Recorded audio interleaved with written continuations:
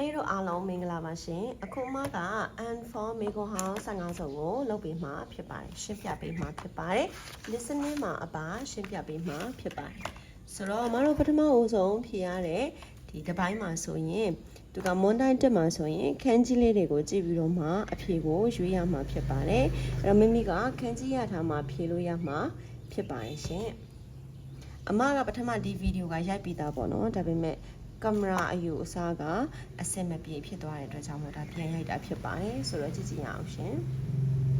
နံပါတ်1မှာဆိုလို့ရှိရင်ကသူကနော်အာကြီးချော့တော့အာကြီးကဟန်တဲ့စီရောအရသာကအနှဲငယ်ထူးဆန်းနေတယ်တဲ့ဒါကစေကာကြီးမိမိတို့ဒီခန်းကြီးကိုရေးချက်ထားတာမဟုတ်ဘူးမျက်လုံးနဲ့အမြင်ကြည့်တာဆိုရင်မှားတတ်ပါတယ်စေဤကာကြီးတို့ဘာလို့လဲမှားတတ်တယ်တကယ်ကစေကာကြီးပါရှင်အဲ့တော့အရင်တော့မရသေးဘူးဆိုလဲအခုကြည့်ပြီးတော့ရေးချက်လိုက်ပေါ့နော်တော့အဲ့ဒီဟာကတဲ့တနခါဆန်ကခံကအဲတဲ့ခုရမစတာစဉ်းစားပေးခဲ့တာပါတဲ့ခံကအဲကစဉ်းစားတာဖြစ်ပါတယ်ခါစုအဲကရေးအတွက်တယ်ကိုတအဲကဖြီးတယ်ခံကအဲစဉ်းစားတယ်စတအဲကတဆင့်ပြောတာဖြစ်ပါတယ်ကြီးလျှော်ကခါရိတခါတနော်နေဒီလိုလေးမြင်လာရင်ចောင်းသားတွေကဖရုတ်ဆိုဖတ်လိုက်ပြီးတော့ဘာသာမပြန်တတ်တော့အဲ့တော့ခတရဲ့သဘောဆိုကြတဲ့က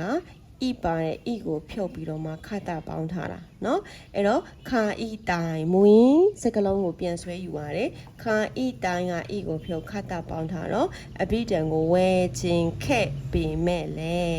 ပတ်စံကမလုံလောက်ဘူးမလုံလောက်တာကဒါဒီမာဆန်ဖြစ်ပါတယ်မလုံလောက်တာဒါဒီမာဆန်เนาะနောက်တစ်ခုကကြတော့ဝါတာရှင်တော့နော်ဝါတာရှင်တော့ခါဆိုခုကကျွန်တော်မိသားစုကမင်းနာအားလုံးနဲ့ကွက်လက်ကဂျောဘူးကတမ်းမာတာခါရတာအဲ့ဒီမှာတခါတည်းရင်ဘာဖြစ်တယ်လဲခါရတာကိုသိပြီးသားဆိုရင်တော့မှားပြီးတော့လေရှမ်းမီခါရတာဆိုပြီးမှားတတ်တယ်အဖြေက၄ပါရှင်အဖြေက၄ပါနော်နောက်တစ်ခု6ခွန်းတော်တော့နေချီရောပြီးနေခိခိုးခုရှိမှာနော်အဲ့ဒီခန်းကြီးကခွန်းတော်လည်းမဟုတ်ပါဘူးခွန်းတော်ဆိုအဖြေမှန်ကနံပါတ်2ပါအဲ့ဆောနာပြောသလိုမှဗီဒီယိုရိုက်ပြီးသားဆိုတော့ဒီအောက်ထိဟိုဘက်ထိအကုန်ပေးပြီးသားဆိုတော့เนาะဒီမှာတော့ပြန်ပြောလိုက်မယ်မနှက်ဖြန်ကတဲ့အင်ညောဆိုတာစီးပွားရေးလောက်တာဆိုင်ဖွင့်တာတော့ဘာလို့မှလဲတုံးပါတယ်เนาะမနှက်ဖြန်စီးပွားရေးလုပ်မယ်နောက်တစ်ခုကကြတော့တောင်းရှောင်းတဲ့ပတင်းပေါက်ကနေကွက်လက်တွေကိုခြိတိခဲ့တယ်ကျဲ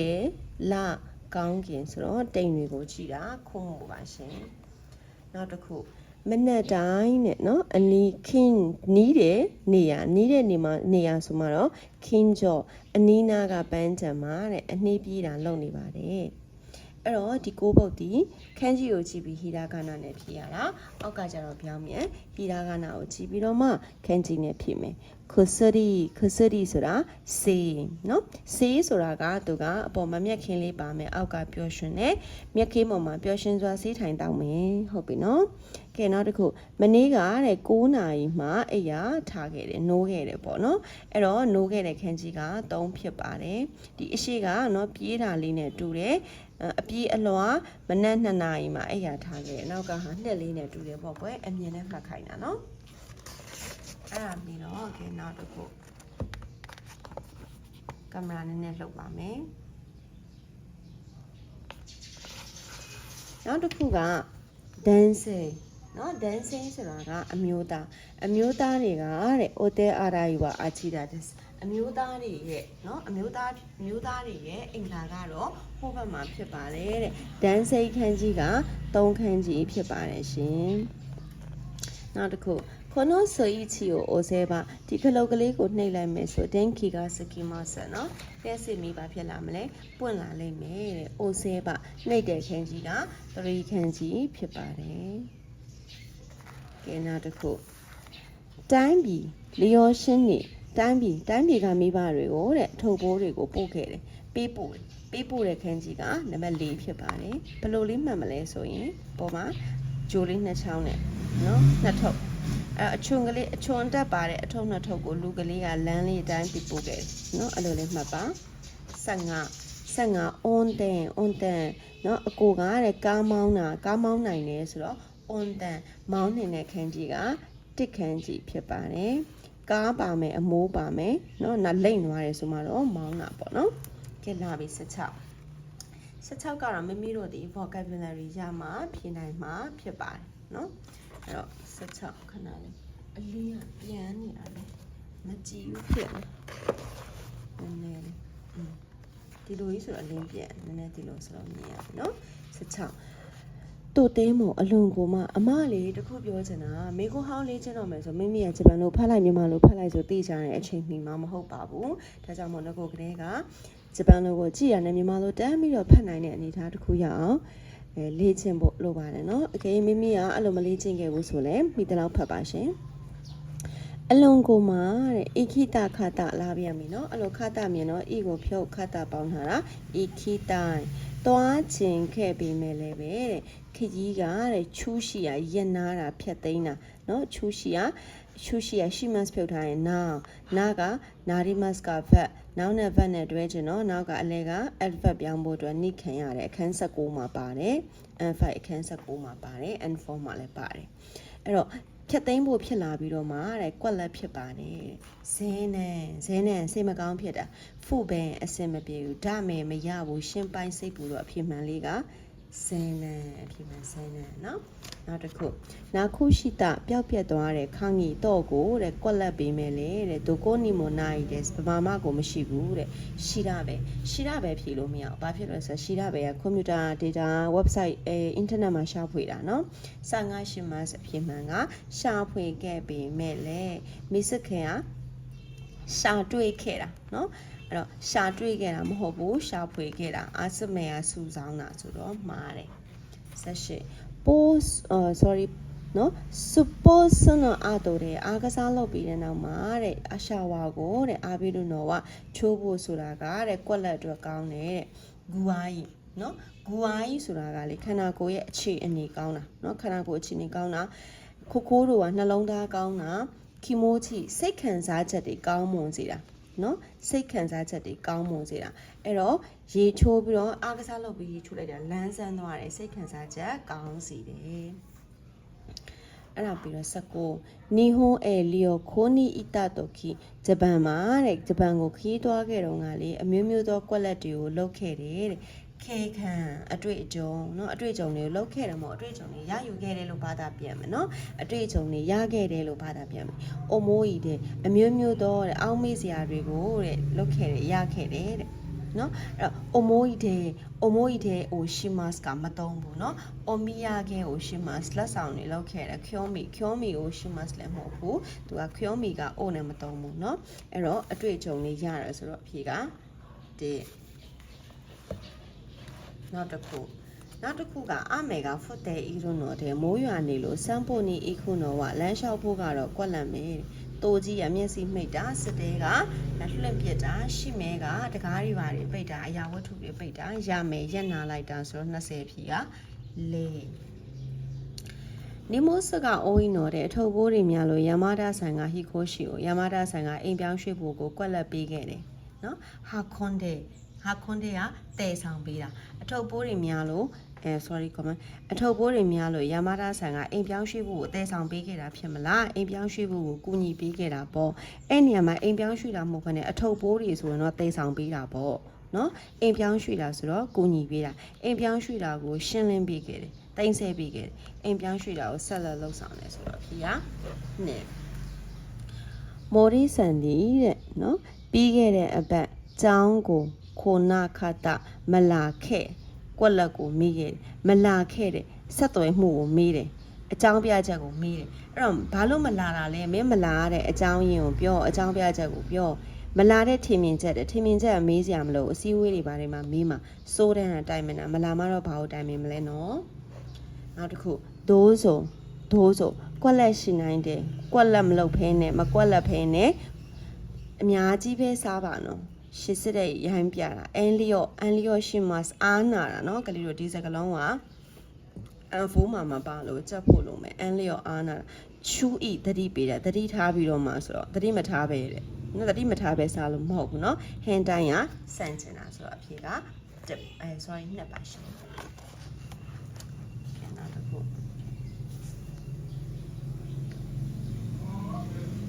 အဲ့တော့ အမရဲ့ဒီ video လေးတွေကိုကလေးတို့ save လုပ်လဲရတယ် download ပဲဆက်ဆက်ဘလို့ပဲဆက်ဆက်ပေါ့နော်ဒါပေမဲ့လုံမှုကွန်ရက် social website တွေမှာပြန်တင်တာခွင့်မပြုပါဘူးရှင်အဲ့တော့ဒီမှာဆိုရင်24အဲအိုရတာဒီနော်အဲအိုရဒီမှာsorry comment အဲစာအိုရဒီမှာနော်အစာကျွေးတာတော့စမ်းပေါ်နေစရက်တဲ့အီတာဒီလမ်းလျှောက်ဖို့ခေါ်သွားတာနော်စရက်တဲ့ AKMS ကခေါ်သွားပေးတာတဲ့နေ့စဉ်ခွေးရဲ့ကွက်လက်တွေကိုလုံနေပါတယ်ဆဲဝလေခွေးရဲ့ဝေယာဝစ်စာတွေကိုလုံနေတာခွေးရဲ့အားကစားမဟုတ်ဘူးခွေးရဲ့ပြင်ဆင်မှုလည်းမဟုတ်ခွေးရဲ့ဒလိထုံနှံလည်းမဟုတ်ပါဘူးနေဆက်ကအားရနော်တဲ့အဖျားရှိလို့ပြောအင်းနိစေယုံကိုကွက်လက်ခါရကွက်လက်ကနေကုမ္ပဏီကိုဝင်မယ်အဲ့တော့ကွက်လက်ကကနေလို့ပြောတဲ့အခါမှာဆီယာမတို့ကဒီမှာတဲ့ဖောင်တွေလာပြီဖြစ်တဲ့ကြောင့်မို့ဗတ်တဲ့ခါတာဗတ်ပြီးမှနောက်အရှိရဟာကိုလောက်ပြီးတော့မှအနောက်ကဟာကိုလောက်မှာအဲ့တော့ကလေးတို့ကြည့်အောင်အဖျားရှိလို့တဲ့ဆေးရုံကိုမိုဒိုဒီမတ်ကပြန်လာတယ်ဆေးရုံကိုပြန်လာပြီးတော့မှကုမ္ပဏီသွားမယ်ဆိုတော့ဘလို့ကြီးလဲနော်ဆေးရုံပြန်လာပြီးမှကုမ္ပဏီသွားမယ်ဆိုတော့အတိတ်ပဲမရှိဘူးအဲ့တော့နံပါတ်2ရော့တယ်မှတ်မယ်ယော်ဒီမတ်ကလမ်းကြုံဝင်နေအဖြေကနှစ်အိမ်ကနေဆေးရုံကိုအရင်ဝင်ပြီးမှလမ်းကြုံဝင်ပြီးတော့မှကုမ္ပဏီကိုဘာလုပ်မှလဲသွားမှဖြစ်ပါတယ်ဆိုတော့25ရဲ့အဖြေကနှစ်ပါမာခတဲ့ကကိုတာဆေးရုံကိုကိုမယ်ဆေးရုံအသွားပြန်လုပ်မယ်တက်ရောက်မယ်ဆိုတော့အဖြေကနှစ်ဖြစ်ပါတယ်ကဲဒီမှာကျတော့မွန်းတိုင်းလေးကနော်ကွက်လက်ရဲ့ဘွန်းနဲ့တဲ့ဓာတ်တိုင်းအကျန်းအဖြစ်တူညီတဲ့စာချောင်းကိုရှိပါတယ်တဲ့အဲ့ဒါကိုတဲ့1 2 3 4ကနေရွေးလိုက်ပါနော်တဲ့အဲ့တော့ကလေးတို့ကြည့်အောင်ဒါဖြေနေရပြောပြ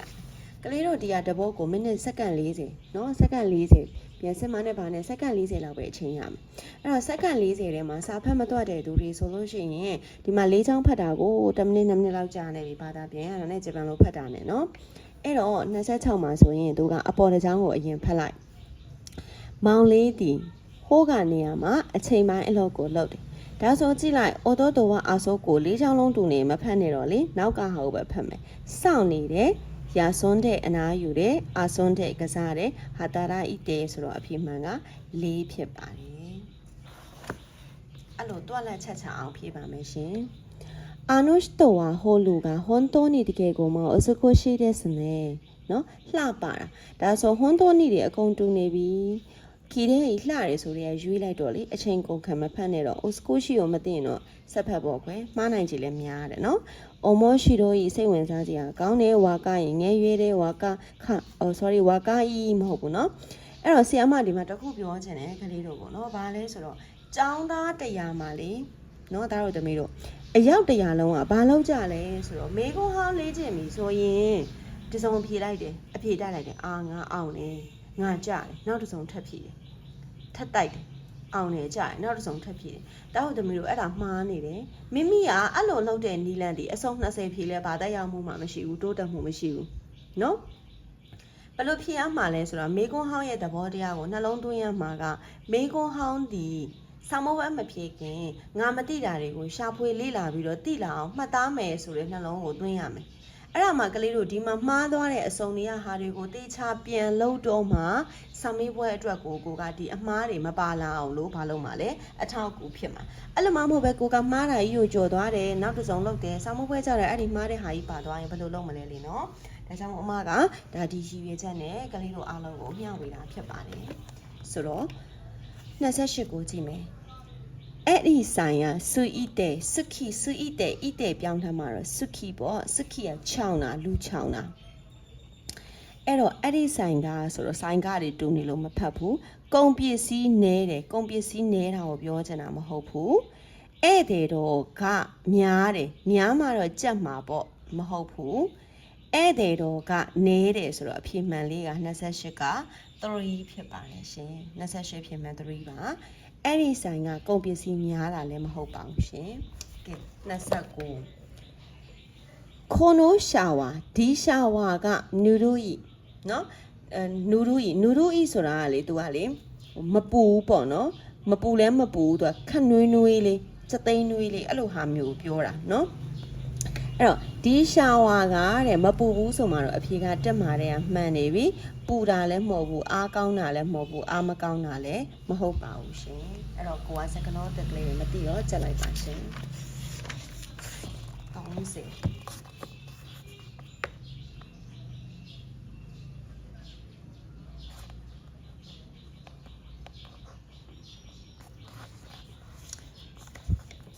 တုံမိုသားချီနေနေဟွန်းတော့လျောလီကိုအိုဆိုဝါရီကဲကလေးတို့ရေမှတ်ထားမယ်ဒီစကလုံးလေးကိုကြက်မယ်အစ်စ်ကလေးပါနော်30နော်30အိုဆိုဝါရီညီမြချင်းတဲ့နော်အိုဆိုဝါရီညီမြချင်းအိုဆိုဝါရီဒီနာရာအီမတ်နဲ့တူတယ်ဘာကွာတယ်လဲနော်နာရာအီမတ်ကဂျပန်စာကိုသင်ယူလေ့လာတယ်ကိုသဘောနဲ့ကိုဆိုရင်မှာကိုကသွားပြီးတော့သင်ယူလေ့လာအိုဆိုဝါရီကကြတော့သူကသင်ပေးတာကိုခံယူလိုက်တာတစ်ဖက်သားကကိုယ်သင်ပေးတယ်သင်ပေးတာကိုခံယူလိုက်တယ်သင်ပေးတာကိုခံယူမှတော့သင်ယူတာနဲ့အတိတ်ပဲချင်းနှီးဆက်ပြီးတော့တူတာပေါ့နော်အဲ့ဒီမှာတစ်ချက်ပြပြောမယ်နံပါတ်1မှာဆိုရင်ဂျပန်ဟင်းလျာကိုတွေအကုန်တူနေတယ်ရယူတယ်သင်ပေးတယ်ဟုတ်ပြီနော်ရယူတယ်သင်ပေးတယ်ပေးခဲ့တယ်သင်ယူခဲ့တယ်အဖြစ်မှန်၄ဒါပေမဲ့အဲ့နေရာမှာဒီလိုလာရင်လည်းမှန်တယ်အိုရှိအဲတဲမိုရာအီမတ်တာသင်ပေးတာကိုရယူခဲ့တယ်ဆိုမှတော့သင်ယူခဲ့တယ်ဒါကြောင့်မို့ကလေးတို့ဒီနေရာမှာနံပါတ်1မှာအိုရှိရဲ့တဲမိုရာတာဆိုအဖြစ်မှန်2ဖြစ်ပါเนาะကဲဒါလေးတစ်ဖြတ်ကြက်လိုက်မယ် cash key ရှုရင်းနဲ့ကဲဒီဟာတွေကတော့လေကလေးတို့35ပုံမှာဒီဟာတွေကတော့တပုတ်ကို10မိနစ်တော့အနည်းဆုံးအချိန်ပေးရမှာเนาะသူက4ချောင်းလုံးမှာလေမစီမဆိုင်နေเนาะမစီမဆိုင်နေရေးထားတာဖြစ်တဲ့အတွက်ကြောင့်မို့လို့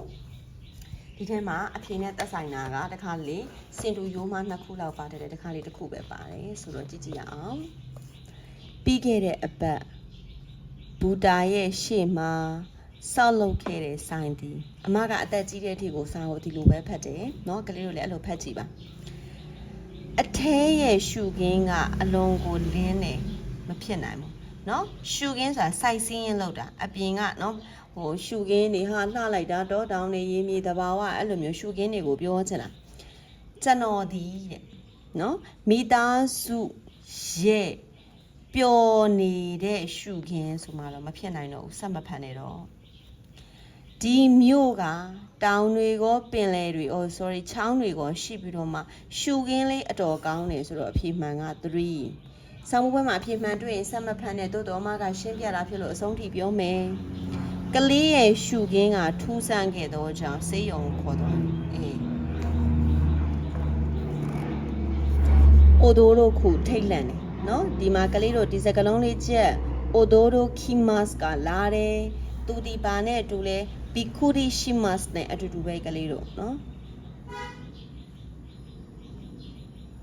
ဘီကူရီရှိမတ်နဲ့အားလုံးရဲ့အရှိမစကားပြောတဲ့အခါအမြဲတမ်းလန့်ပြီးတော့ကျွမ်းကျင်စာမပြောနိုင်ဘူးကလေးတို့အားလုံးရဲ့ရှိမှာစကားပြောတာမြန်မာလိုဘာသာပြန်လန့်နေဆိုတာဟုတ်ကောင်းဟုတ်လိမ့်မယ်ဒါပေမဲ့ဘီကိုရီရဲ့သဘောတရားထိတ်လန့်သွားတာကြောက်ရွံ့သွားတာတုန်လှုပ်သွားတာအံ့ဩသွားတာဒီလိုပုံစံအားလုံးရဲ့စကားအားလုံးရဲ့အရှိမှာစကားပြောတာဘာအံ့ဩတုန်လှုပ်ထိတ်လန့်ကြောက်လန့်စရာရှိလဲနော်ကြောက်ဖို့မရွေးဘူးအဲ့ဒါကြောင့် anxiety ဖြစ်တာနော်စိတ်လှုပ်ရှားတာဆိုရင်မှန်တယ်ယာမာဒါဆန်ရဲ့အကိုကနာမည်ကြီးတဲ့အဆိုတော်လို့ကြားလို့အံ့ဩသွားတယ်ဆိုတော့အဖြေလေးက32က2ပါရှင်မအိတ်ခင်ကော်ဖီတောက်ရင်ထိတ်လန့်ပြီးအိတ်မပြောဘူး no မဟုတ်ဘူးမနက်ဖြန်ကတဲ့ပထမဦးဆုံးဒိတ်ဖြစ်လို့အခုကနေစပြီးတော့ထိတ်လန့်လန့်တာမို့စိတ်လှုပ်ရှားတာလို့ဆရာမစောနာပြောတာเนาะစိတ်လှုပ်ရှားဟီရိုဥအမလေးတစ်ခါလေးအရန်တော်တဲ့ကျောင်းသားတွေရှိတယ်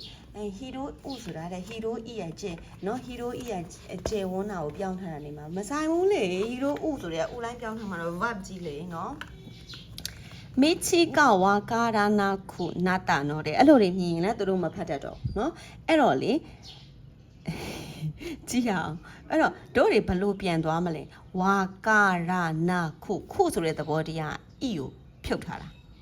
ဝါကာရနိုင်နားမလဲဘူးเนาะဝ wakara nai namale u ine somwara iyeji de phit twa yoအဲ့တော့ a ကိုဖြုတ်ပြီးခုနတဒါက vat နော် vat နဲ့ edit နဲ့တွဲချင်တော့ adverb ပြောင်းထားတာကလေးတို့အခန်း19ပဲနော်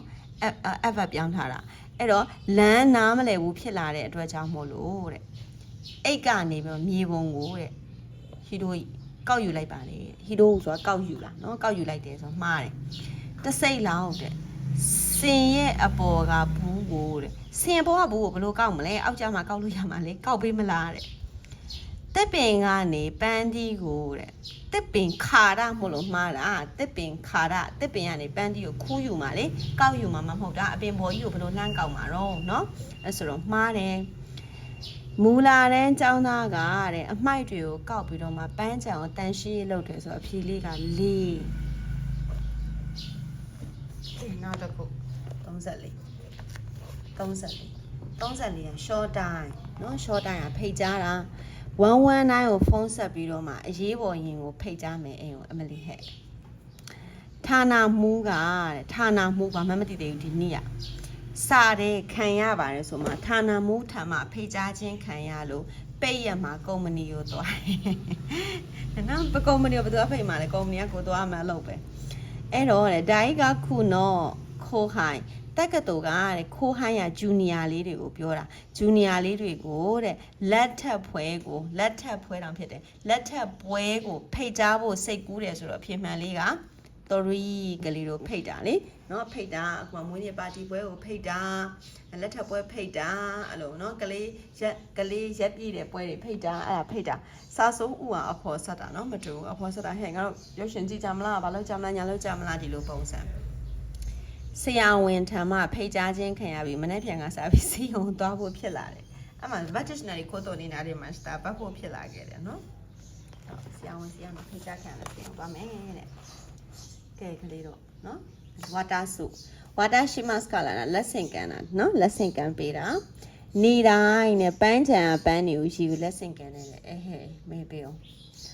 ဒီလက်မှတ်ကတဲ့ခိုင်ဆာစကုချီဒီနော်ဒီဝင်ပေါက်မှာပေါ့နော်ဒီခိုင်ဆာစကုချီဆိုတာလေတို့ဘယ်လိုပြောမလဲယထာဂိတ်ဒီမှာကွာယထာဂိတ်ဒီမှာဆိုလို့ရှိရင်လက်မှတ်စစ်တယ်လက်မှတ်စစ်ဌာနရရှိတယ်ဒါမှမဟုတ်လို့ရှိရင်ဂိတ်ဖြတ်ပေါက်လေးတွေရှိတယ်နော်အဲ့ဒီအဝင်ဝါဂိတ်မှာတဲ့ဒဲရုတိုကီအဲ့ဒီကနေထွက်တဲ့အခါမှာတဲ့ဘူတာဝန်တန်းကိုတဲ့ဝါတာရှိတဲ့တဆင့်ကမ်းပေးလိုက်ဆိုတော့တဆင့်ကမ်းပေးတယ်ဆိုကြတဲ့ကတခြားသူကနေကိုကတဆင့်တစ်ဖက်လူကိုကမ်းပေးတာလူ3ယောက်ရှိမယ်ဒါကြောင့်မို့အဖြစ်မှန်က35ကနှစ်ပါရှင်ဒီစာကိုတဲ့စာတိုက်ပုံကိုလက်ဆင့်ကန်တယ်စာတိုက်ပုံကတက်ရှိမှမဟုတ်ဖ ೇನೆကျွန်တော်ဒီတဲ့အမြဲတမ်းနဲ့လက်ဖေးရည်တဲ့ကိုတခြားနဲ့နွားနို့ကိုလက်ဆင့်ကန်တယ်ကဲမေးပြီးအောင်နော်ကဲအဲ့တော့ဒီမှာဆိုရင်ဒါတစ်ပိုင်းပြီးသွားပြီဒီတစ်ပိုင်းကိုမိနစ်30လည်းဖြည့်ရမှာ30လားအစိတ်လားမသိဘူးမှတ်မိတော့နော်30လားမသိဖြည့်ရမှာအဲ့တော့ဒီဒုတိယပိုင်းဒါပြီးရင်ခဏနာနော်နားပြီးတော့မရှင်းတာပြန်လုပ်ပြီးတော့မှဒီပိုင်းကိုသွားအမတော့ဒီမှာတက်ဆက်ထဲရိုက်လိုက်မယ်နော်အဲ့တော့ဘုံဘို့တိုကိုင်းနဲ့နော်တဒါ reading နှစ်ပိုင်းထားတာအဲ့တော့တဒါ reading ဆိုတော့ဆရာမပြောမယ်ကလေးတို့ပြောမယ်အခုမှကြည့်ရင်တော့သိကြတယ်မမိတော့မိမိဒီငကိုတွေက grammar တွေကိုသိချအကျွမ်းတွင်မလုပ်ခဲ့ဘူး particles တစ်လုံးချင်းစီရဲ့အသုံးတွေကိုသိချမလုပ်ခဲ့ဘူးနော်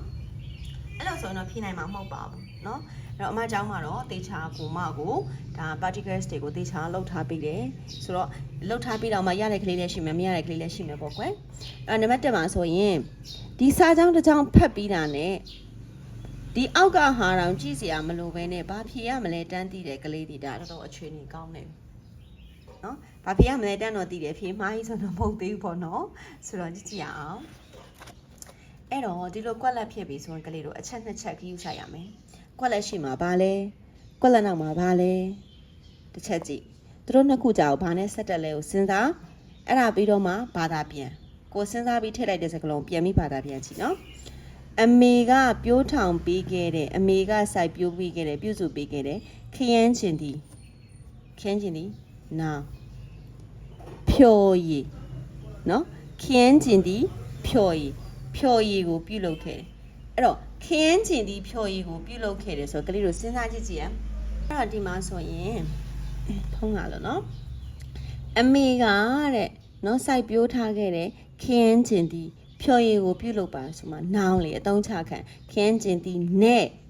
ခ can ချင်းဒီမှာ can ချင်းဒီတို့ can ချင်းဒီရေမဟုတ်ဘူး can ချင်းဒီနဲ့အဖြေကတဲ့အဲ့လိုဆိုဝါသွားနော်အဲ့လိုဆိုအရင်ဝါသွားအနည်းယူထားတော့ကင်မရာကဒီအိတ်ကပေါ့တော့ကြောင့်ခရီး now very agitated now နီး very now အတွက်အဆင်ပြေတယ်အဖြေက3ခရီးအတွက်အဆင်ပြေတယ်အခန်းဘယ်လောက်လားမသိ40နဲ့မှနှစ်လားမသိเนาะအဲ့တော့ နော်နီနဲ့နီ verb dictionary နော်နီ noun နီဖို့ရန်ဆိုတဲ့ grammar เนาะဖို့ရန်ဆိုတဲ့ grammar တော့အရာဝတ္ထုတွေအတွက်သုံးတာเนาะပြန်ကြည့်လိုက်ပါစာသင်ခန်းထဲမှာဆင်းဆက်ရကြကဲတယောက်ကွက်လက်ဂျီကိုရှော့ကိုင်းလေးမိမိကိုမိတ်ဆက်တာလေးကိုပြုလုပ်ပေးပါတယောက်စီဇစ်ဟီတိုရီဇစ်ဆိုတယောက်တစ်ခုံးစီနောက်တစ်ခုလျောလီဟင်းလျာစာသင်ခန်းမှာကျော်ရှိချက်လျောလီကျော်ရှိချက်မိမိကဒီခန်းကြီးကိုမကြည့်မသိရင်ဒီခန်းကြီးကိုပဲကြည့်လျောလီကျော်ရှိချက်အခောက်100လောက်ရွတ်ပစ်လိုက်เนาะဒါဆိုမျက်လုံးနဲ့မှတ်သွားလိမ့်မယ်ဆရာမကပြောတယ်ဒီနေ့ဒီဘသူလွယ်ကူစွာပြုလုပ်ခဲ့တဲ့ကိတ်မို့ sorry လွယ်ကူခန်းတန်းနိလွယ်ကူပြုလုပ်နိုင်တဲ့ကိတ်မို့ကိုကိတ်မို့ရဲ့နောင်เนาะလွယ်ကူပြုလုပ်နိုင်မဲ့ကိတ်မုတ်ရဲ့ပြုလုပ်နည်းကိုသင်ကြားပေးမယ်ဘသူမဆိုပေါ့ဘသူမှာဘသူဒီဘသူဒဲမို့ဆိုတော့ဘသူမဆိုအဖြေက3ကြိုးစားပန်းစားစာလေ့လာပြီးကွက်လက်ကောမပါပြီနော်နိုင်ငံခြားတက္ကသိုလ်သွားခြင်းနဲ့စကားတွေကလုံးဝအရှင်ယောဂတွေပါတယ်ပျောက်ကင်းတာပျောက်ရှင်းတာတပုံကအထင်းရတ်တူနောက်ဆုံးတော့အစ်ကတစ်ချိန်အဲ့တော့စူးစားပန်းစားစာလေးလာပြီးတော့နောက်ဆုံးတော့ဟုတ်မလားတစ်ချိန်မှာနိုင်ငံခြားကိုပညာသင်သွားခြင်းနဲ့နော်ဒီအိမာယခုဒါမနက်ယခုမနက်ဆိုမှတော့ဒီမနက်နေဘိုးရှိတယ်ကလေးတို့နေဘိုးရှိတယ်ဆိုအိတ်လွန်တာအများကြီးအိတ်မိတာတော်တော်အိတ်လိုက်တာအဲ့တော့ဒီမနက်တဲ့အိတ်ရှိမတာဗတ်တဲ့ရှိမတာမထင်မဖဲဗတ်မိသွားတာအခန်း30ဟုတ်ပါဘူးအခန်း29เนาะမထင်မဖဲဗတ်မိသွားတာအဲ့တော့ဒီမနက်တဲ့အိတ်လွန်သွားမိခဲ့တော့ကြောင်းတဲ့ကြောင်းအထီးတဲ့ပြေးသွားခဲ့ပေမဲ့လို့နောက်ကချီခိုးခုမသိရင်ချက်မဲ့နောက်ကျတာအဲ့တော့မဖြစ်မနေနောက်ကျတယ်တခါတရံနောက်ကျတယ်မကြခင်နောက်ကျတယ်ယာပါရီယဟာရီယပါရီအတူတူပဲထင်တဲ့အတိုင်းပဲနော်ထင်တဲ့အတိုင်းပဲအဲ့တော့အဲ့ဒီယာဟာရီကိုနောက်တော့အမထပ်ပြီးတော့အကျယ်တဝင်းရှင်းပြပေးမယ်အဲ့တော့ထင်တဲ့အတိုင်းပဲနောက်ကျတယ်အဲ့တော့အဲ့ရထားမှာတော့သူဒီလိုဟာမျိုးကဗမာသုံးတာလဲရှင်းပြမယ်နော်အဲ့ရထားမှာတော့သွားပြီငါတို့ကြောင်းနောက်ကြပြီတိုးတော်လည်းပဲသူကမျောလင့်တကြီးနဲ့ပဲပြေးသွားခဲ့ပေမဲ့လို့သူထင်းတဲ့အတိုင်းကိုပဲဖြစ်ခဲ့ရတယ်နောက်ကြနော်ရဟာရပါရီနဲ့တူတယ်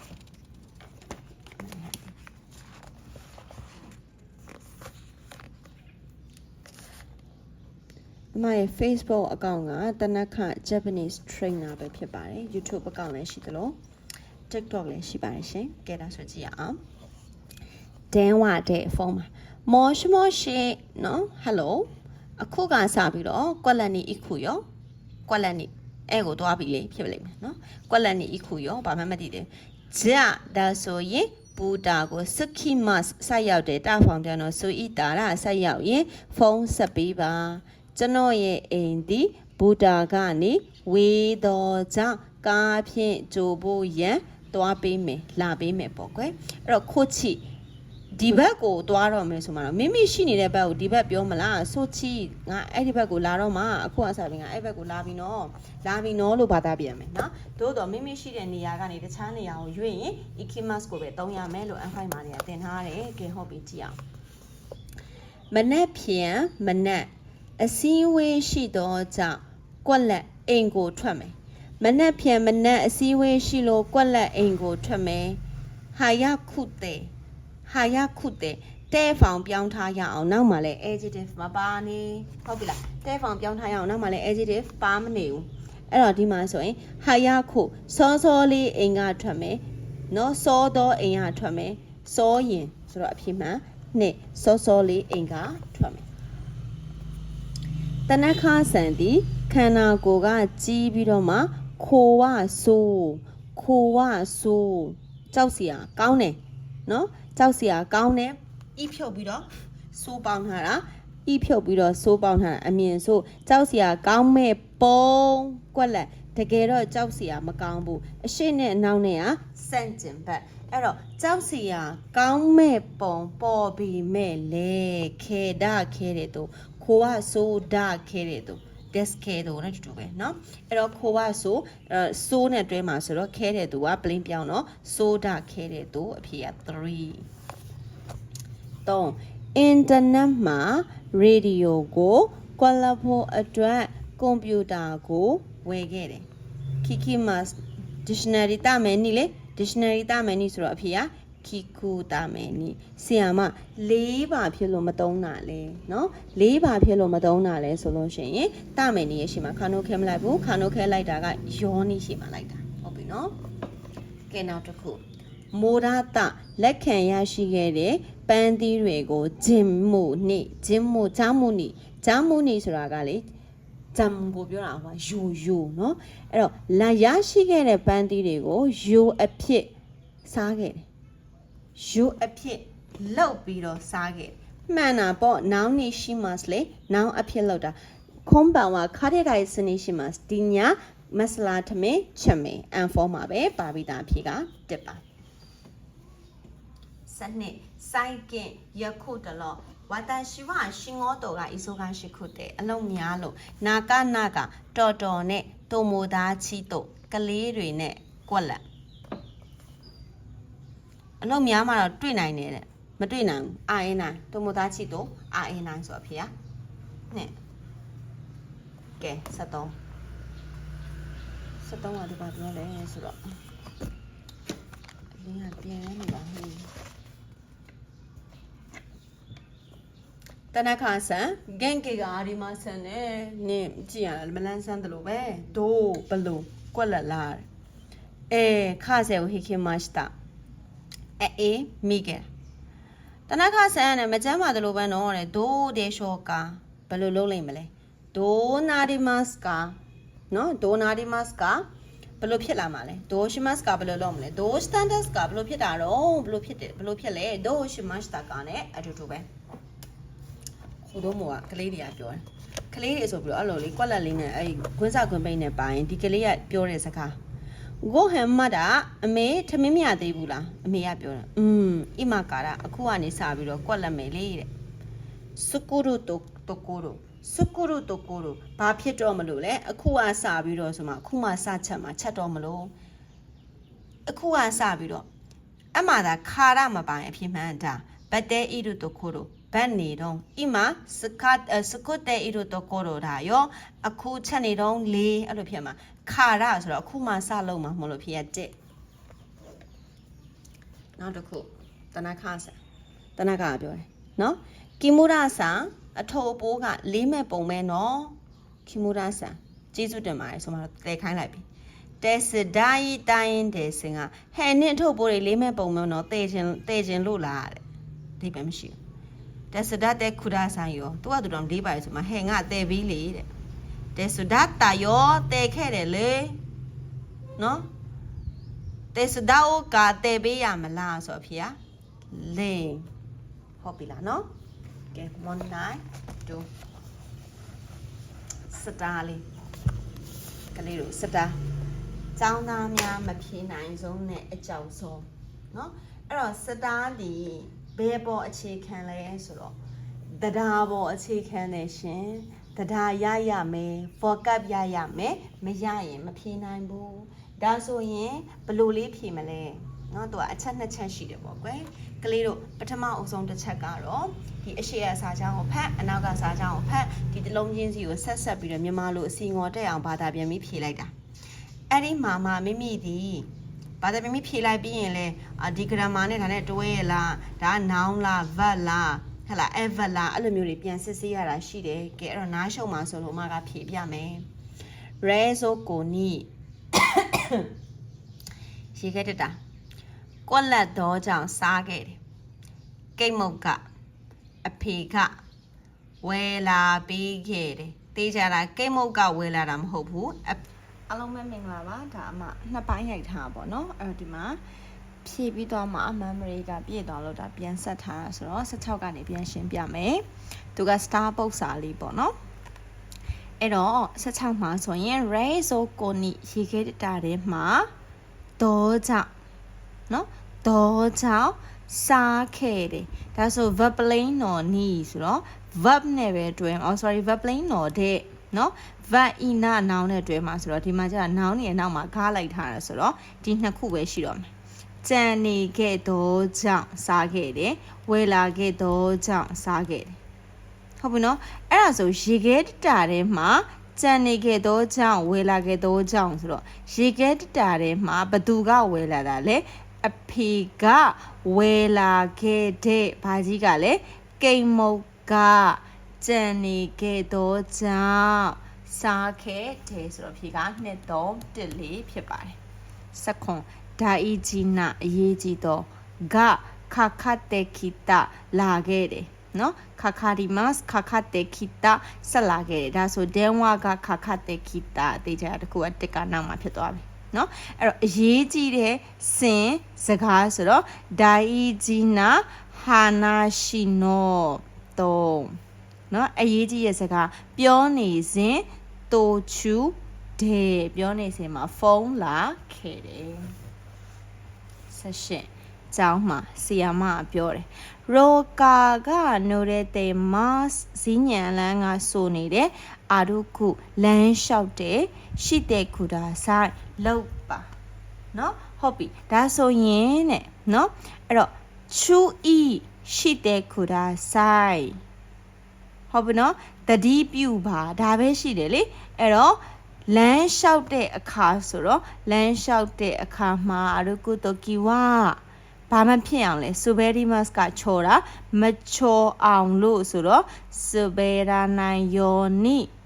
တတိပြုပါချူအီရှိတဲ့ခုဒါဆိုင်စကိုရိုင်းရှူလာမန်အပတ်ခိုင်ရှာနော့ကုမ္ပဏီရှိမတ်တာလောက်ခဲ့တယ်နော်ကုမ္ပဏီအနီးအနားလောက်ဖို့ဖြစ်လာတဲ့ dictionary ခိုးတော့နော်အဲဆိုရင်အိမ်ပြောင်းရွှေ့ဖို့ဆိုတော့ကုမ္ပဏီရဲ့အနီးနားကိုဟလာနော်ဟီကိုရှိအိုနောင်အိုဗတ်ဒါပဲရှိတာပေါ့ဟီကိုရှိအိုစူရုခိုတိုနီဟီကိုရှိအိုစူရုခိုတိုနီရှိမတ်တာကုမ္ပဏီရဲ့အနီးနားကိုပြောင်းရွှေ့ဖို့လုပ်ခဲ့တယ်20ခီတာမီချီနီတဲ့နော်ဒီခီတာမီချီမှာဆိုရင်မြောက်ပိုင်းမြို့မှာဆိုရင်ကွက်လက်ဆိုဒက်ဆိုးရှိမှာနှစ်မျိုးရှိတယ်အကုန်ဖြုတ်ရင်အမြင်ဆိုအော်ပလင်းဆိုရင်အကြားဆိုနော်အဲ့တော့ဒီမှာကြည့်လိုက်နော်တေးချာတစ်ခုကဆိုးကဒီမှာပလိန်းနေကြည့်လိုက်ယူမေဒါအာဒူဒီလိုပုံစံနော်တော်သေးရနော်အဲ့တော့ခက်တီတီနဲ့ရိုက်ရဖုန်းချင်းလိုက်ပါတယ်ဖုန်းက memory ခဏခဏပြည့်နော်အဲ့ပြန်ပြောမယ်အဲ့တော့မြောက်ပိုင်းမျိုးမှာတဲ့ကွက်လက်နော်ကွက်လက်ဒဲတဲ့ဖြစ်လိမ့်မယ်ဒီမှာ plane နေကြည့်ပဲလိုက်တာဆိုတော့အဲ့တော့ဂျပန်ရိုးရာစားတောက်ဆိုင်ဆာကူရာလို့ဆိုတဲ့နာမည်ကြီးတာရှိတယ်နာမည်ကြီးတာရှိတယ်ရတော့သုံးလို့ဘလို့မှမရအောင် plane ဖောင်နဲ့အာရူကြီးနဲ့မကပ်ဘူးအဲ့ဆိုမြောက်ပိုင်းမျိုးမှာရှိတဲ့ဒါလေးနော်မြောက်ပိုင်းမျိုးမှာရှိတဲ့နော်ဆာကူရာလို့ခေါ်တဲ့နှစ်ဘာကြီးလဲဂျပန်ရိုးရာဆိုင်ဒီနာမည်ကြီးတဲ့ဒီလေးနှစ်တက်တော့မှမှန်နော်အဲ့တော့ဒီမှာဆိုရင်မောနန္တရိယကျတော့21ကနေ25မှာဘာထည့်မလဲတဲ့နော်အဲ့တော့အဓိပ္ပာယ်တွေကိုစဉ်းစားပြီးတော့မှ1 2 3 4ကနေရွေးချယ်လိုက်တဲ့သူကအဲ့လိုပြောထားတယ်နော်အဲ့တော့ဒီမှာဆိုရင်21 22 23 24 25စသဖြင့်လေးရှိတယ်အဲ့ဒီထဲမှာဒီ၄ခုလုံးကိုထည့်ပြီးတော့ဘာသာပြန်ကြည့်ရမှာဟုတ်လားနော်အဲ့ဒါဆိုကြည့်ကြည့်အောင်စတာနိုဘွန်ရှောဝါအောက်ဖော်ပြပါစာပိုက်ကတဲ့ခန်းခိုခုတဲ့ကိုရီးယားမှာနီဟွန်ကိုအိုဂျပန်စာကိုဘင်ကျိုစတေအီတို့လေ့လာနေတဲ့အီမူဆန်တော့စာခုဘွန်ဒက်အီမူဆန်ရဲ့စာရေးစာကုန်းပဲဖြစ်ပါတယ်တဲ့နော် မြင်ရတာမသိဘူးအမစာဖတ်လို့ရှင်လေနည်းနည်းအဲ့လိုဖြက်ပြီးဖတ်တတ်လို့နော်မိုးစုကုမကြခင်တဲ့နိုင်ကဆေးဆဲကချတဲ့တက္ကသိုလ်ကျောင်းသားဘဝမှာတဲ့ဟာဂျီမဲတဲ့နော်ပထမဦးဆုံးသောနာဆရာဆွမိနွေရာသီပိတ်ရက်ကလေးပဲဖြစ်ပါတယ်ဒါဆိုသူကတက္ကသိုလ်မှာပထမဦးဆုံးစတက်တဲ့ပထမနှစ်ဖြစ်လိမ့်မယ်ဒိုင်ကခုနောနာဆရာဆွမိဝတက္ကသိုလ်ရဲ့နွေရာသီပိတ်ရက်ဒီနာဂိုင်းတော်တဲ့ရှည်လျားတဲ့အတွက်ကြောင့်မလို့ဤတို့နာခိုးတိုအိုအမျိုးသောအရာတွေကိုကွက်လက်မယ်တဲ့အရင်ဆုံးလေဒါဆိုရပြီမျိုးသောအရာတွေကိုဖားလုံးမလဲရှိတဲ့ဣတနော်ဒက်မိုးစုခုမကြရင်လို့ပြောထားလို့တာဖောင်ကြီးလိုက်ထားကြတဲ့ကမတုံးတော့ဘူးเนาะတာဖောင်ကြီးလိုက်ထားကြတဲ့ကမတုံးတော့ဘူးမကြခင်ဆိုတော့ဖြစ်မလာသေးတာကြီးเนาะအဲ့တော့အမျိုးသောအကြောင်းအရာလေးတွေလုံမယ်လို့တွေးထားတယ်စုရယောဒေဒါခါရာဒက်လုံမဲ့ပလန်ဖြစ်သောကြောင့်ဖြစ်တယ်ဆိုတော့ဖြစ်မှန်က3ဟုတ်ပြီเนาะလို့ဖို့တွေးထားတယ်အဲ့တော့ကြည့်မယ်နောက်တစ်ခုအရင်ဆုံးစာအုပ်ဖတ်မယ်တဲ့အစ်စမောအမြဲတမ်းကခိုးတော့အကြောင်းရဲ့ဘင်ကျိုကစာလေးလာရတာကဒိုင်ဟန်တဲ့ပင်မနဲ့အမဘာဖြစ်လို့မြန်မာဂျပန်လိုဖတ်ပြလဲဆိုတော့လေခန်းကြီးတွေပါလို့နော်ကလေးတို့ခန်းကြီးအတန်ထွက်မသိမှာဆိုလို့ပုံမှန်ဆိုတော့ဒီတိုင်းတန်းဖတ်သွားတဲ့နော်ပေါ့နော်စာလေးလာသူတို့စာလေးလာတဲ့ចောင်းသားတွေအနေနဲ့ကတန်းပြီးတော့ဖတ်သွားနိုင်တဲ့အနေအထားတစ်ခုမှရှိတယ်ပါတယ်အဲ့တော့အမြဲတမ်းနဲ့ចောင်းစာလေးလာတာပင်မလို့စကီနာဟွန်ကိုကြိုက်တဲ့စာအုပ်တွေကိုရောမှုကြည့်ခံကအာဒီမဆန်ဖတ်ဖို့အချိန်မရှိဘူးတဲ့နာဆရာဆွမီနွေရာသီတဲ့စကီနာဟွန်အိုတက်ဆန်ရောမှုစုမိုရီကြိုက်တဲ့စာအုပ်တွေကိုအများကြီးဖတ်ဖို့စိတ်ကူးတယ်တဲ့ဒါဆိုနွေရာသီမှာဆိုရင်ဖြစ်လိမ့်မယ်နော်အဲဒီမှာကြည့်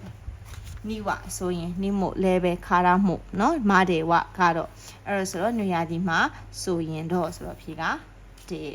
နော်အဲ့ဆက်ပြောမယ်ပြီးသွားရကျွန်တော်ဟိုဘက်မှာကြည့်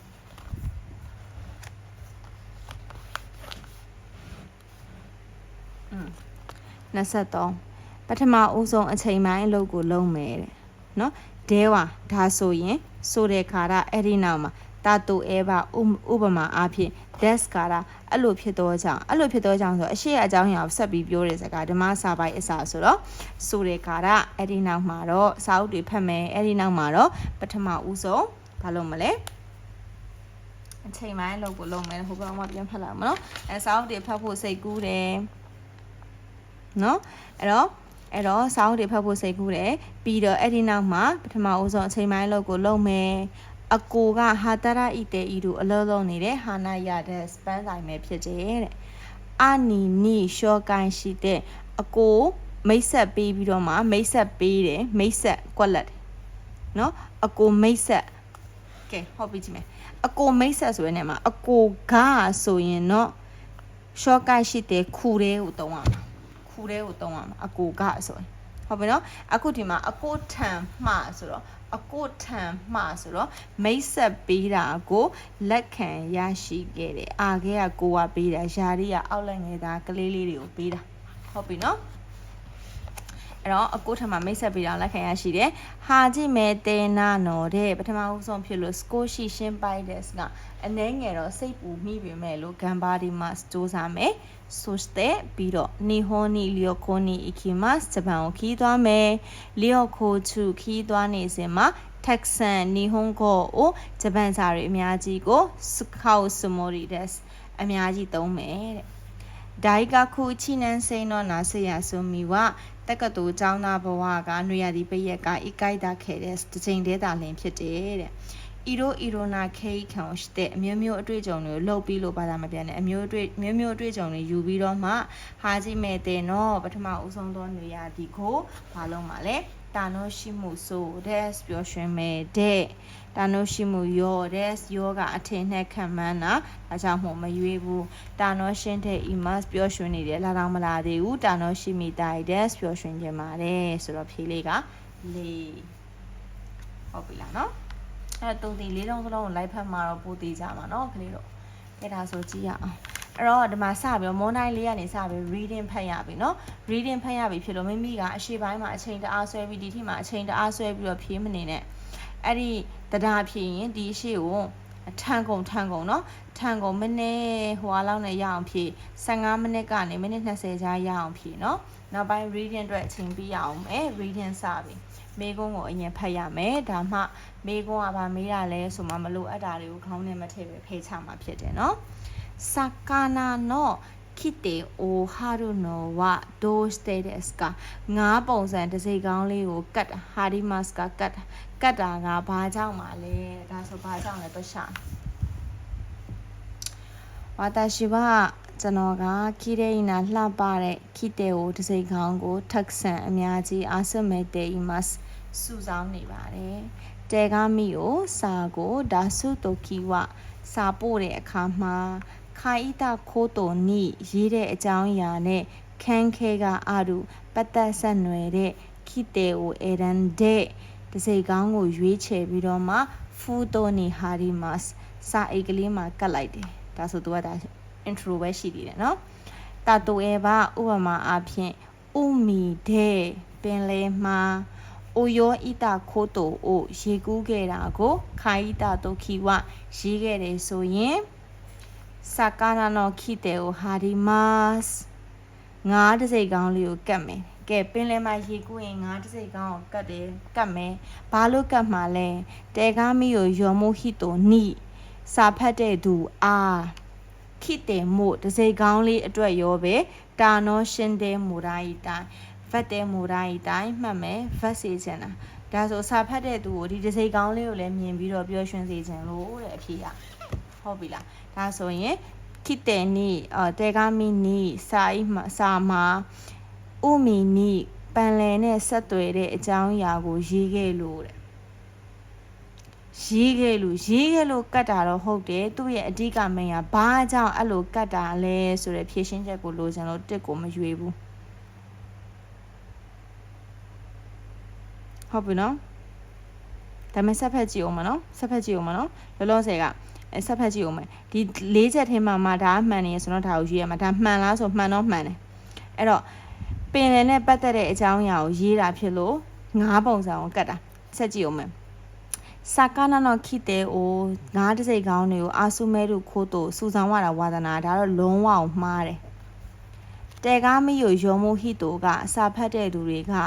ပင်လေကိုကြိုက်လို့ဒါလည်းလုံးဝမှားတယ်စကာနာနောခိတေဝါတိုတဲမိုခိတဲ့လုံးဝမှားတယ်ဆိုတော့ဖြေမှန်ကတော့မတို့အချီပန်အီမွန်တို့ကတိတ်ဖြစ်သွားမယ်ဟုတ်ပြီလားနော်ခဲတောင်ဆိုကြည့်မယ်နောက်တစ်ခုခိုနိုမဲမိုယွန်တဲ့ဒီစာပိုက်ကိုဖတ်ပြီးတော့မှာတဲ့နော်သူကတဲ့ရှိနာခဲ့တယ်ပါနာရနိုင်ကိုတိုဝါနန်ဒက်စ်ကမလုံးလို့မရတာဘာလဲဒီစာကိုဖတ်ပြီးတော့သူမလုံးလို့မရတာဘာလဲတဲ့ဒါဆိုစာဖတ်ပြီးရတယ်သူဘာလုပ်ရမှာလဲဒီစာကိုဖတ်ပြီးမလုံးလို့မရတာဘာလဲဆိုရသိကြတယ်သူကစာဖတ်ပြီးမှအကြောင်းအရာကိုပြောလို့စာပိုက်အစာမှာဘယ်တော့မှရှိမှာမဟုတ်ဘူးနော်အဲ့တော့တဲ့အိမ်ရဲ့စပွဲအပေါ်မှာဒီမေမိုနဲ့စာအိတ်ရှိတယ်ဖူတိုစာအိတ်เนาะပြန်လာတာကိုကြိုးဆိုပါတယ်တဲ့ဒီနေ့ကတဲ့အိုကြီးချန်တော့အဖိုးရဲ့အိမ်ကိုယော်ဒီမတ်ကလမ်းကြုံဝင်လာရော့တဲ့ခါရလမ်းကြုံဝင်ပြီးမှပဲအိမ်ပြန်မယ်ဟာချီကြီးကိုတော်နီဝ၈နာရီလောက်ဆိုရင်အိမ်ကိုစခုဆက်ရောက်တာပြန်ရောက်မယ်လို့ထင်တယ်ဘန်ကောဟန်ဝပီဇာဟုတ်ပြီနော်အဲ့တော့ညစာကတော့ပီဇာဖြစ်တယ်ရှီချီကြီးကိုတော့9နာရီလောက်ပီဇာရဆန်ကပီဇာဆိုင်ကပီဇာ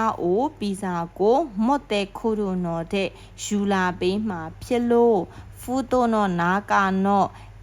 စာအိတ်သေးကပတ်စံကိုတဆင့်ပေးပြီးတဲ့ပီဇာကိုတာပေးတဲ့ပီဇာစားပြီးမှတ်တဲ့ဤတဲ့ခုဒါစောင့်ပေးပါ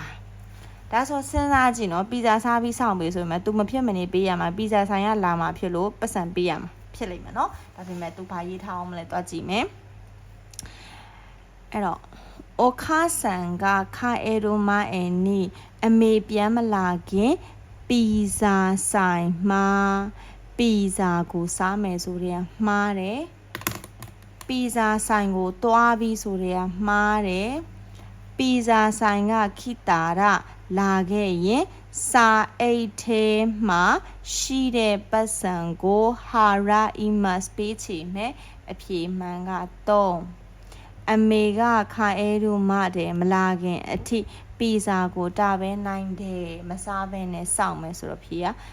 မှားတယ်ဟုတ်ပြီလားအဲ့တော့နောက် reading တစ်ပုဒ်ရောက်ပြီဒါပေမဲ့မေကုန်းအရင်သွားဖတ်မယ်မေကုန်းလေးကနီဟွန်တဲ့ဂျပန်မှာဟာတာရာကီတိုင်းအလုံးလုံးချင်ရတဲ့ရီယူနီဆူအီတဲ့အကြောင်းအရင်းနဲ့ပတ်သက်ပြီးဒေါနာခိုတိုကဝါခါဒီမတ်ကဘာတိထားလဲဘာနားလဲထားလဲဂျပန်မှာအလုံးလုံးချင်တဲ့အကြောင်းရင်းကိုနဲ့ပတ်သက်ပြီးဘာနားလဲထားလဲတဲ့ကဲဒါဆိုကြည့်မယ်နတ်ခါဝတိုင်းကခုเนาะအဲ့ဒီတက္ကသိုလ်မှာအဲ့ဒါတွေကလေနွေရာသီအဲ့ဒါတွေဘာသာလိုက်ပြန်မနေနဲ့လိုရင်းကိုသွားမယ်လေเนาะ reading ကစလုံးပေါင်းဖတ်နေရင်အချိန်မီတော့မှမဟုတ်ဘူးအဲ့တော့အဲ့ဒီတက္ကသိုလ်မှာဂျပန်မှာအလုံးလုံးမယ်လို့ဆိုတဲ့နိုင်ငံခြားပညာတော်သင်ကျောင်းသား85ယောက်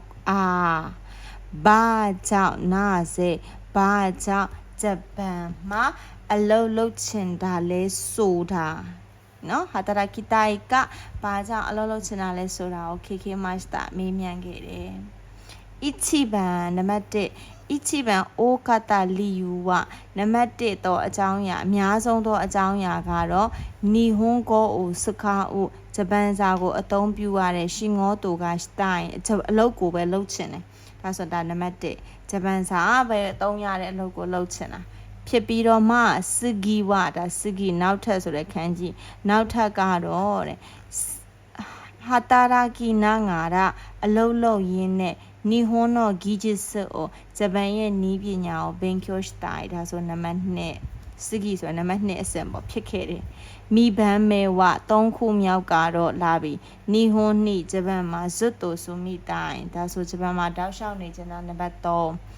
အိုခနဲကတက်ဆမ်မိုရာအေဒူဝပတ်စံအများကြီးလိုချင်တာကတော့1番စခုနာခုတဲ့အနည်းဆုံးဖြစ်တယ်ဆိုတော့သူကနံပါတ်4ဖြစ်ပြီးတော့မှဂွန်အဲ့ဒါကတော့တဲ့9ယောက်ပဲဖြစ်ခဲ့တယ်တဲ့အဲ့တော့ဒါဖြည့်တဲ့သူက1နှစ်3ဖြည့်တဲ့သူကရှိပြီမှလို့ဒီကတော့9ယောက်ပဲပတ်စံလိုချင်လို့ဖြည့်ရတော့9ယောက်ပဲเนาะဒါပေမဲ့ကိုယ်နိုင်ငံเนาะကလေးတွေတနာပါတယ်เนาะမေးလိုက်ရင်10ယောက်မှ10ယောက်လောက်ပတ်စံလိုချင်လို့ကဲစာဝယ်နေရေးအတွက်အဲဆိုနံပါတ်1နီဟွန်ကိုကဂျပန်စာကဂျောဇူနီနာရီတိုင်းကရဂျပန်စာတော်ခြင်းလို့ဆိုတဲ့သူက1番အိုးကြီးကဲကလေးတို့စဉ်းစားကြည့်အောင်ဂျပန်စာတော်ခြင်းတယ်လို့ပြောတဲ့သူကတဲ့အများဆုံးတဲ့ဂျပန်စာတော်ခြင်းတယ်လို့ပြောရလားဂျပန်စကားအသုံးပြုရတဲ့အလုပ်ကိုလုပ်ချင်တယ်လို့ပြောတာလားကဲစဉ်းစားကြည့်မယ်နော်အဲ့တော့နောက်ထပ်ဆက်ဖတ်မယ်ပြီးရင်မှပြောစရာရှိတယ်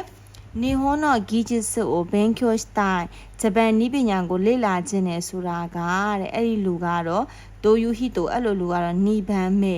နံပါတ်2ကဲနံပါတ်2ကဲဒါလည်းတော့ကြည့်28ကိုသွားကြည့်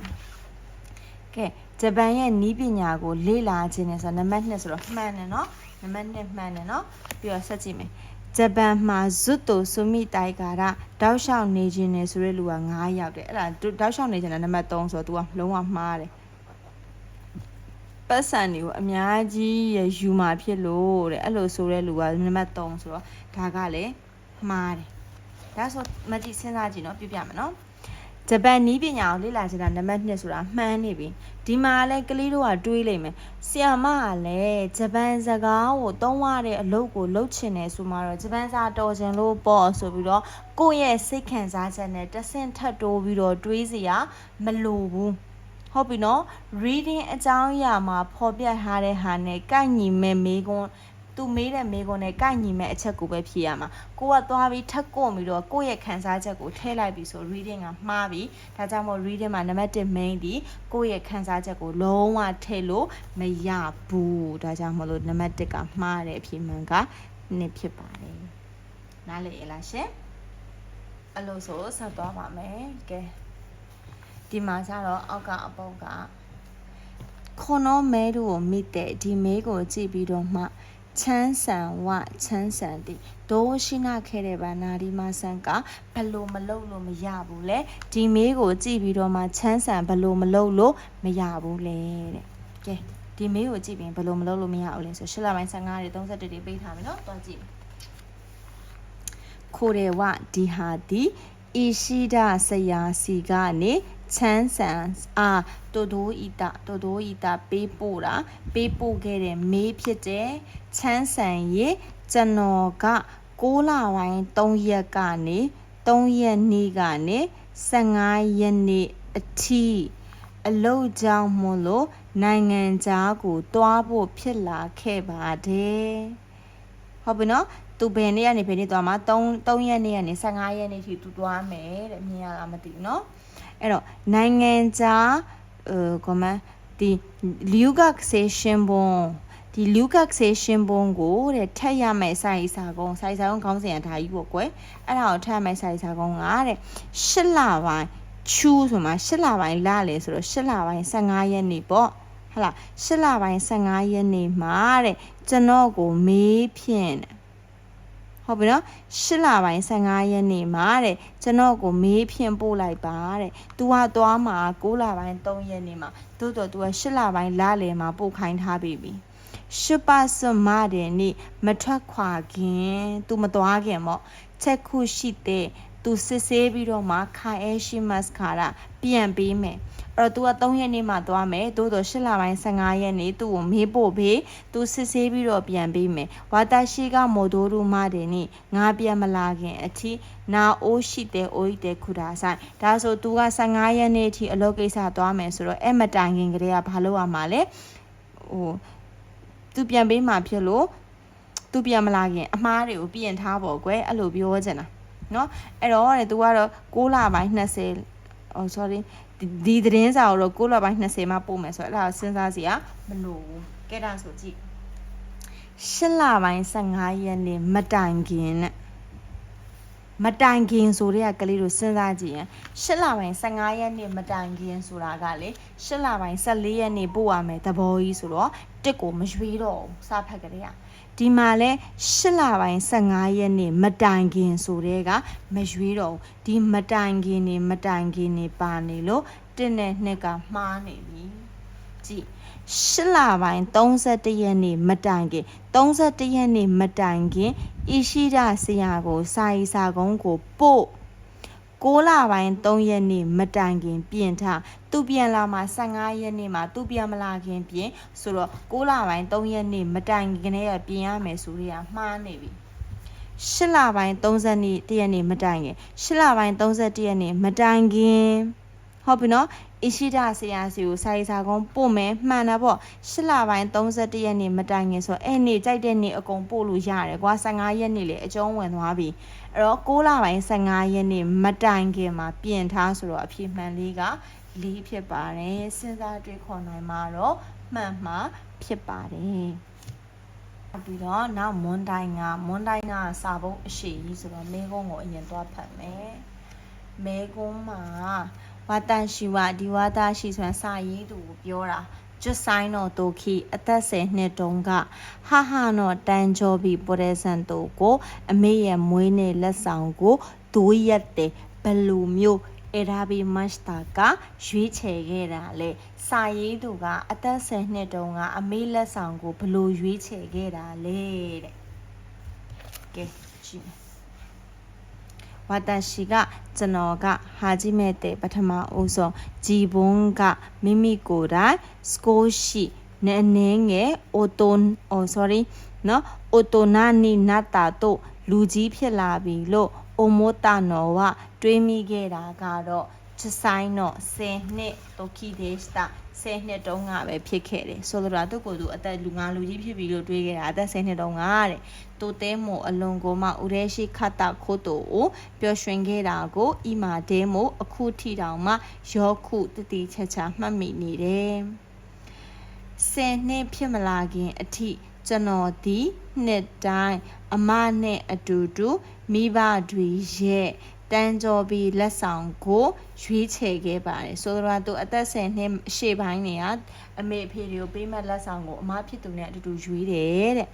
ကရှိဆိုရဲအရှိရစာကြောင့်ကျွန်းထိုးမှောက်ခုံလိုက်ပြီးဂျစ်ဆိုင်နေနတ်တဲ့10နှစ်ပြည့်တော့ဟာတော့တန်းကြော်ပြီးပေါ်တဲ့ဆန်တိုနီစီအီတဲ့အမေမွေးနေ့လက်ဆောင်နဲ့ပတ်သက်ပြီးတော့အနေတို့အမနဲ့話している時စကားပြောကြည့်တဲ့အခါမှာအနေကအမက今年はဒီနှစ်ကိုတော့ဟီတိုရီတဲ့တယောက်တည်းエレンデミルရွေးကြည့်မလားလို့言いましたပြောခဲ့တယ်私はကျွန်တော်ကびっくりしましたがလန့်သွားပေမဲ့လို့少し考えてからနည်းနည်းစဉ်းစားပြီးတော့မှと答えましたအင်းလို့ဖြေခဲ့တယ်そしてပြီးတော့プレゼントを選びにလက်ဆောင်ရွေးချယ်ဖို့ရန်ဟီတိုရီတဲ့တယောက်တည်းဟာနာယာနီအီတာရီပန်းဆိုင်သွားလိုက်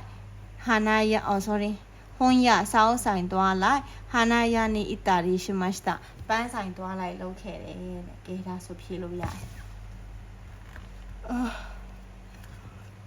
ဂျီဘွန်တဲ့sorry ဂျီဘွန်မိမိကိုယ်တိုင်တယောက်တည်းရွေးခဲ့တယ်မှန်တာပေါ့အမနဲ့အတူတူရွေးတယ်မှားတယ်အမစီကနေနာနိကအေးကဘာလေးကောင်းမလဲလို့မေးပြီးရွေးခဲ့တယ်မှားတယ်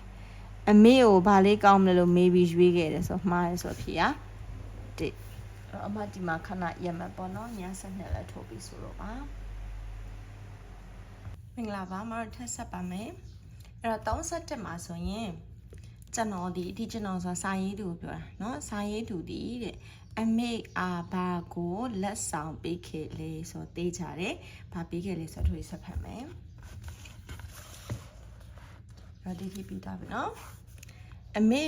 တဲ့အမေရဲ့မွေးနေ့မအဲနော်ဟိမတိုင်ခင်sorry အမေမွေးနေ့ရဲ့မအဲနော်နီချီရောပြီမတိုင်ခင်တနင်္ဂနွေနေ့အမေမွေးနေ့မတိုင်ခင်တနင်္ဂနွေနေ့မှာတဲ့ကျွန်တော်ကစူပါကိုသွားပြီးဟန်ကာချီလက်ကင်ဘဝအချီမိုင်းတထဲကိုဝယ်ခဲ့တယ်ခိုင်းမစတာအမေစကီနာဟာနာအမေကြိုက်တဲ့ပန်းပကြီးကခိုင်းတဲ့အာရုရေးဆွဲထားတယ်ရေးထားတာရှိရလို့ဘာသာမပြောင်းတော့အခန်း30မှာအဲ့တော့အမေကြိုက်တဲ့ပန်းပကြီးရေးဆွဲထားတဲ့လက်ကင်ဘဝလေးဖြစ်ခဲ့တယ်အမေက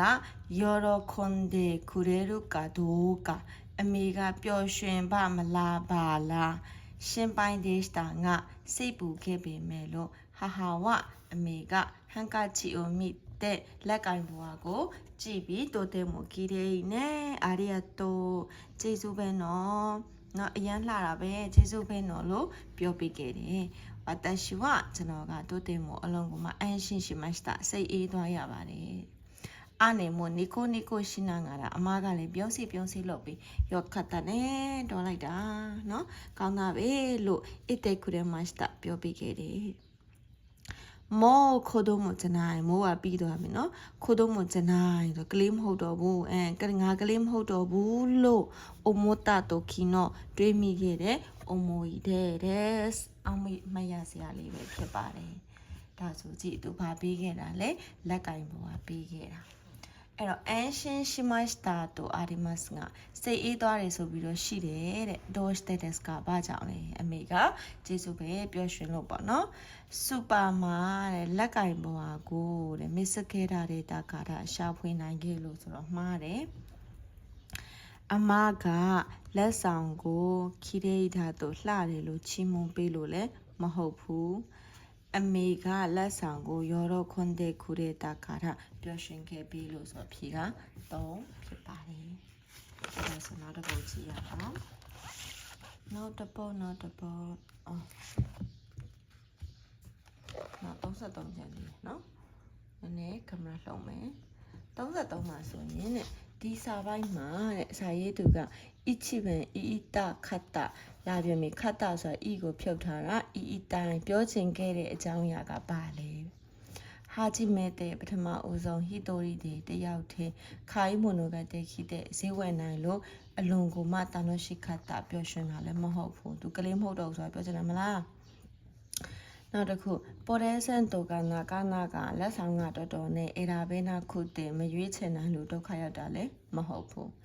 ဂျီဘုံကမိမိကိုယ်တိုင်ကစကိုးရှိအနေငယ်အိုတိုနာနေနာတာတို့